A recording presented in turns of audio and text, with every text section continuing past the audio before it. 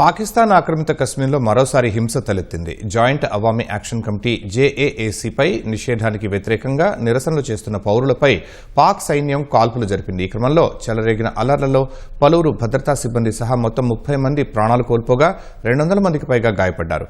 అనేక మంది నిరసనకారులను పోలీసులు అరెస్టు చేశారు. మృతుల సంఖ్య చాలా ఎక్కువగా ఉందని, ప్రభుత్వం కావాలనే వివరాలను బయటకు రానివ్వటం లేదని జేఏఏసీతో పాటు స్థానికులు ఆరోపిస్తున్నారు.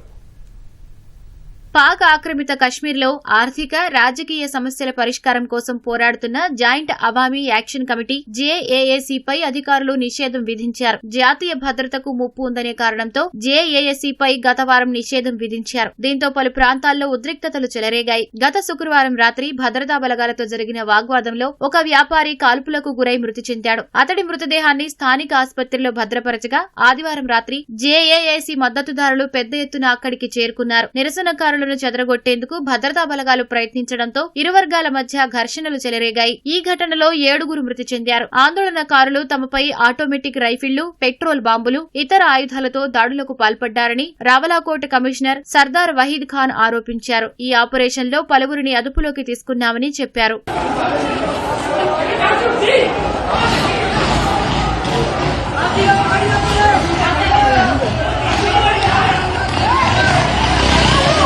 ఇవాళ కూడా ముజఫరాబాద్, గిల్గిత్ బాల్టిస్తాన్, రావల్కోట్, సుద్నోతి, తట్టాపాని ప్రాంతాల్లో నిరసనలు చెలరేగాయి. పాక్ ఆర్మీ చీఫ్ అసీం మునీర్ కు వ్యతిరేకంగా నిరసనకారులు నినాదాలు చేశారు. ఆర్మీ చీఫ్ అసీం మునీర్ తీవ్రవాది అంటూ నినదించారు. నిరసనకారులను చెదరగొట్టేందుకు పోలీసులు టియర్ గ్యాస్ ప్రయోగించారు. ఈ క్రమంలో చోటు చేసుకున్న హింసాత్మక ఘటనల్లో 23 మంది ప్రాణాలు కోల్పోగా 200 మందికి పైగా గాయపడ్డారు.